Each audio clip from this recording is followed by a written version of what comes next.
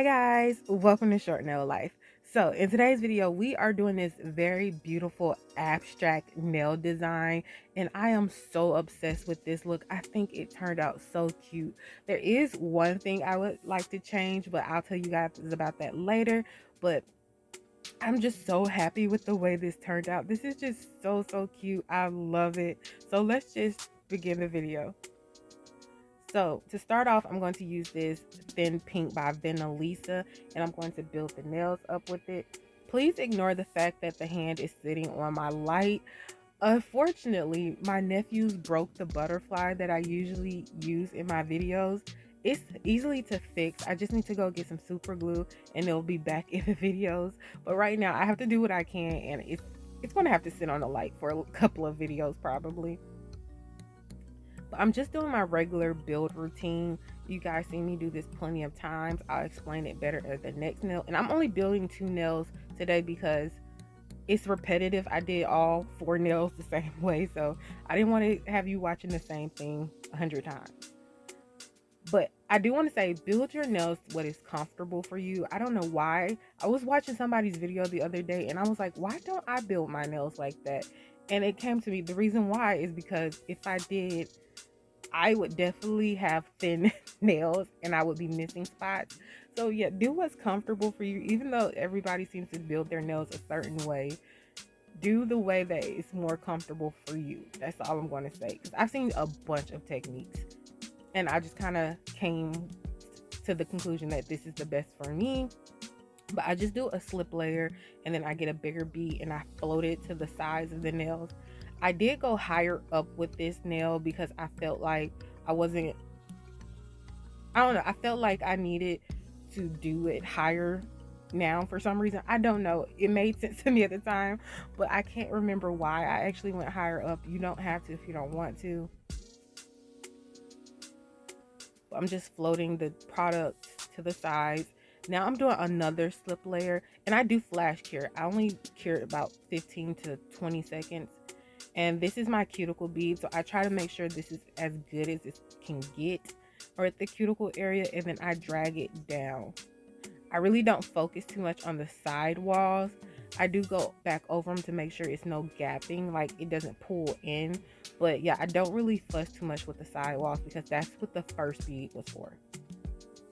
So I filed and shaped off camera, and now I'm just taking some base coat and I'm just putting it on to even out the surface of the nails.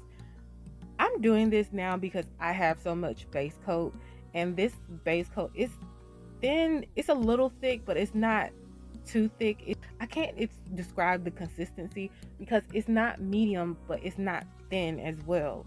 But these are the products I'm going to use. That meet across I got from AliExpress. This is a burnt orange, but the tag looks brown for some reason. But I got that from Amazon, and I got this solid cream gel. It came from Amazon as well. It was some PR sent to me. So I'm just going to take this color and I'm going to paint the pointer and the pinky. That's something I probably would have changed had I thought about it. I would have changed the color of the pinky to maybe the burnt orange color or that lighter blue color. Well, the burnt orange color, definitely. I don't know. I feel like that would have made that nail pop more to be a different color, but I'm not sure. It's too late. I feel like my voice sounds raspy. If it does, I'm sorry. It's early morning. I forgot to do the voiceover for this, so I'm sorry if my voice sounds weird. But I'm just doing the vertical ombre now. And when I did this vertical ombre, I just used the brush that the polish is already on, that comes out the bottle. Basically, I just used the brush that came out the bottle to blend them. I didn't take the extra brush and blend these at all. And I did wipe the brushes off on a piece of paper so that they wouldn't contaminate the rest of the polish.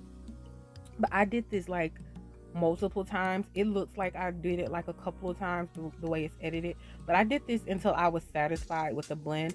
But I really wasn't trying to make it too perfect because I'm not probably ever going to be perfect at ombre, but I did try the best that I could. But I did do 2 layers as well, so this was just the first layer. So with this part, I'm just taking some nail transfer foil and I'm going to crinkle it up, and I'm going to put that in the dispersion layer of this nail.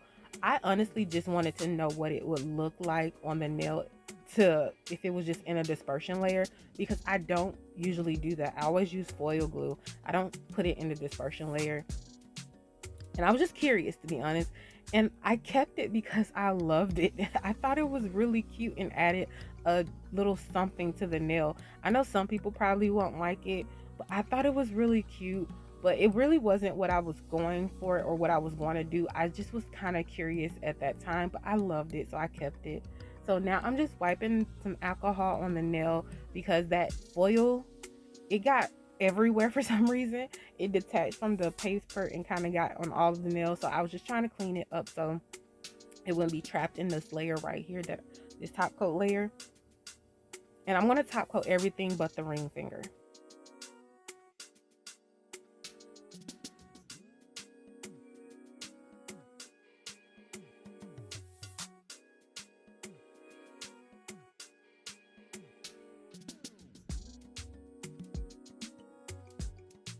So this is my palette, and I'm just going to do some blobs. They don't have to be perfect. You don't have to try to make these perfect. I used a brush that I really had less control with to do this technique. This is not the brush I would normally use to like draw anything on. And if you also have problems drawing, I suggest a matte top coat. I didn't do matte because I already had the base coat on, so I was like, I'm fine. I don't need to add an extra layer. But yeah, I would definitely use a brush like this for this technique where you have less control. That way it can be more blobby and it can be more organic, I guess you would say.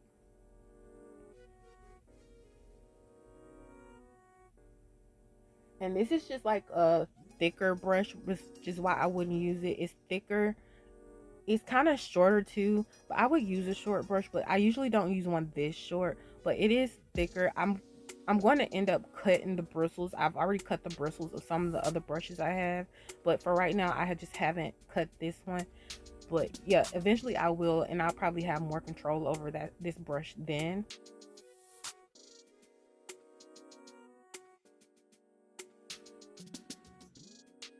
And I love the way this turned out. I thought it was so cute. But now I'm going to matte top coat this nail because I'm going to do some stamping, and I prefer to stamp on a matte surface. I will always suggest having a matte top coat. There is so many techniques that just work better on a matte surface, but you can do buffing as well, but it's just easier to me to just throw a matte top coat on. And this is the stamping plate I'm going to use. It's Code Diary 284, and I struggled today. I'm using the Code Diaries stamping polishes, the number 3 and the number 2. I struggled to get this image on, which is why there's already polish on the paper towel, well, whatever these things are called.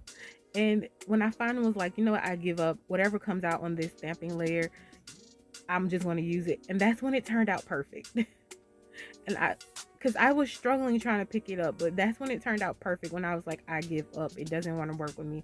I'll just use whatever. And this just turned out so good. But when I got done stamping the silhouette, I felt like it needed more, so I decided to go in and add this leaf.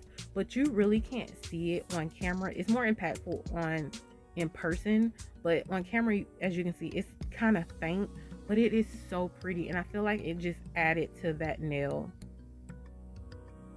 And so I'm just going to top coat everything, and you do want to make sure your stamping polish is dry because it can streak.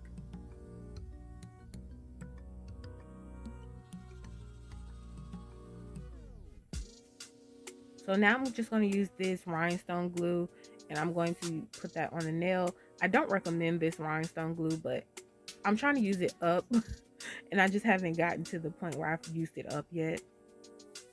So I just went into my collection and just found random things to put on the nail, and I found this cuff. It's curved, so it sits really nicely on the nail.